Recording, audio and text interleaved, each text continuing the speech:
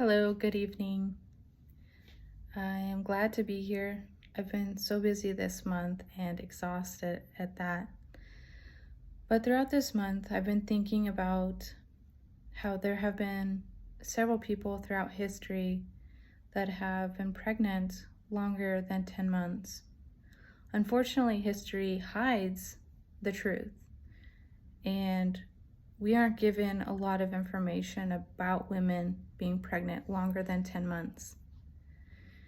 But I did find some scripture about Jesus and his birth and time frame that Mary was pregnant for. So I will talk about that. But first, I also want to look at what science says about human pregnancies. And I find it very intriguing. I was looking at how long elephants are pregnant for, chimpanzees, and all these different animals, and just kind of looking at why they might be pregnant longer. Elephants are pregnant for like 18 months to 2 years, but their babies are like 230 pounds. And then chimpanzees are pregnant longer than us. But just looking at what science says, they say that women humans have a metabolic zone and a metabolic ceiling. And they say if women are pregnant longer than 10 months, up to 18 months or beyond, they have reached the limit of their metabolic ceiling, and they think that that's impossible for humans to do. It says that keeping a fetus in that is like 7 months longer, they only said 7 months longer than the normal. I say normal because that's what people say a pregnancy should be, 9 months or 10 months. But keeping a fetus in this long, that is adding 7 or more months to our gestation, would be psychologically impossible, because it would require a mother to exceed and sustain at 2.1 times the basal metabolic rate, the ceiling for most humans, which I find that interesting. I also read a little bit about how they're like, a woman cannot handle it psychologically or neurologically to be pregnant longer than 9 months. And I'm like, yeah, sometimes I feel crazy. Sometimes I feel like I'm in a nightmare, and it's psychologically draining because I can't get out of it. I can't all of a sudden rush this process of the pregnancy and being in the predicament that I'm in, where I don't have communication with baby's daddy. My family is like several thousand miles, or not several thousand, but I want to say it's like 1,800 miles from where I live currently.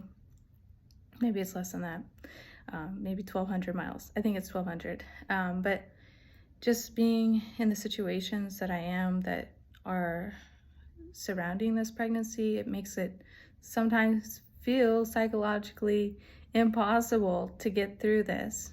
But I do find strength to keep moving forward. I do have to be positive about all of this, because it would leave me feeling very insane, very ungrounded, very unstable, especially since I'm just going through this very much alone in a lot of ways. I am very thankful that there are other women that I have been meeting and that I continue to meet, and we meet on like Google Meetup or Zoom, just so that we have a support system.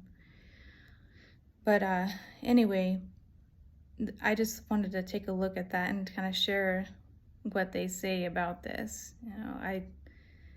I find it so interesting that people are like awestruck when you say that you have been pregnant longer than 9 months. I actually, for like the first time this week or last week, I talked to my supervisor about this pregnancy, and I felt like it was a very good thing to do. I even shared with him the last video that I made. It's just, there's not anything that I can do to change this. And it's like, yes, I'm still pregnant. He thought at one point that I already had my babies? And I was like, no, I haven't. You know, I don't know if I've shared with you guys, but I do feel I'm having twins, and I believe I've shared that with you. But I'll tell you, for so long in the beginning, I thought I was having one, and what I believe it was the babies were in one sac. And then around December, January of 2021, I was, the sac had split. I actually thought I was giving birth because it was like the boy went lower and the girl kind of went to the other side. And I literally, so then I started feeling 2 umbilical cords instead of 1. Now, when I do talk with other women who are going through this, they don't always feel all these things that I feel. But yes, I feel when they eat, I feel when they're tired, when they're sleeping, and I know how to get them moving a little bit. I'm very in tune with my babies. When the sac split and I came to the conclusion I was having 2 back in January of 2021, I was like, I have to eat more. I have to consume a lot more. And so that's what I started doing. I feel like I'm hungry so much, and it's sometimes hard to stay caught up with eating. For instance, if, at night you can't eat, you don't have the energy to get up and eat. And sometimes that causes a headache by the morning because it's like the babies were hungry, but I was so exhausted that I didn't get up and make a sandwich or something. But I'm finding that it might be better to do that, but at the same time, I can't gain a whole lot more weight. Like, it's driving me nuts to be as big as I am. I mean, I'm not insecure about my weight or anything, because I'm holding babies, and I'm pregnant with twins, so there's not anything that I should do. But if I consume more, then I could get a little bit bigger. And I'm like, I also have been doing more exercise, for instance, like tennis, pickleball, and walking a lot more. But with tennis and pickleball, I have to be careful. I can't dip down low to get the ball. I also can't walk like 3 miles in the heat, because it makes me very exhausted, and I've got to do other things throughout the day. But anyway, so there's a little bit of update and a little bit of an interesting perspective from a scientific view. Now, tomorrow is Easter, so I thought about bringing up biblical texts and talking about Jesus's birth and how long it was that Mary was pregnant with Jesus for. So just one moment. Okay, so I'm going to start out in Luke verse 1. Now, this is the Passion Translation. I really enjoy the Passion Translation. So we're going to start in Luke 1 verse 5, and I'm going to be skipping around here because if I read it all, that's like way too much. But anyway, so Luke 1 verse 5, during the reign of King Herod the Great over Judea, there was a Jewish priest named Zechariah who served in the temple as part of the priestly order of Abijah, his wife Elizabeth. Okay, verse 12, Zechariah was startled and overwhelmed with fear, but the angel reassured him, saying, "Don't be afraid, Zechariah. God is showing grace to you, for I have come to tell you that your prayer for a child has been answered. Your wife Elizabeth will bear you a son, and you are to name him John." Okay, going over to verse 24. Soon afterward, his wife Elizabeth became pregnant and went into seclusion for the next 5 months. Verse 26, during the 6th month of Elizabeth's pregnancy, the angel Gabriel went from God's presence to an unmarried girl named Mary, living in Nazareth, a village in Galilee. She was engaged to a man named Joseph, a true descendant of King David. Gabriel appeared to her and said, "Grace to you, young woman, for the Lord is with you, and so are you. So you are anointed with great favor." Verse 29, Mary was deeply troubled over the words of the angel and bewildered over what this may mean for her. But the angel reassured her, saying, "Do not yield to your fear, Mary, for the Lord has found delight in you and has chosen to surprise you with a wonderful gift. You will become pregnant with a baby boy, and you are to name him Jesus." Verse 36. "What's more, your aged aunt Elizabeth has become pregnant with a son. The barren one is now in her 6th month of her pregnancy." Verse 39. "Afterward, Mary arose and hurried off to the hill country of Judea, to the village where Zachariah and Elizabeth lived. Arriving at their home, Mary entered the house and greeted Elizabeth." Verse 56. "Before going home, Mary stayed with Elizabeth for about 3 months. When Elizabeth's pregnancy was full term, she gave birth to a son." Okay, now I'm going to chapter 2. "During those days, the Roman Emperor Caesar Augustus ordered that the first census be taken through his empire.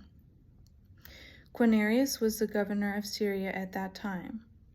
So Joseph and his fiancée Mary left Nazareth, a village in Galilee, and journeyed to their hometown in Judea, since that is where they both had direct descendants of David. Mary was pregnant and nearly ready to give birth. When they arrived in Bethlehem, Mary went into labor, and there she gave birth to her firstborn son. After wrapping the newborn baby in strips of cloth, they laid him in a feeding trough, since there were no available space in any upper room in the village." So that is that's all that I'll be reading from Luke. That was parts of Luke 1 and Luke 2. So if we look at 2 verse 1, the year of that is 6 CE, or 6, I'm going to say 6 AD. Now, Elizabeth gave birth in the days of Herod, and Mary gave birth when Quirinius is governor of Syria. If Mary conceived in 5 BC, this was before Christ, and gave birth in 6 AD, as the Bible informs us, she was pregnant for at least 10 years with Jesus. Did you guys just hear that? Mary was pregnant with Jesus for 10 years.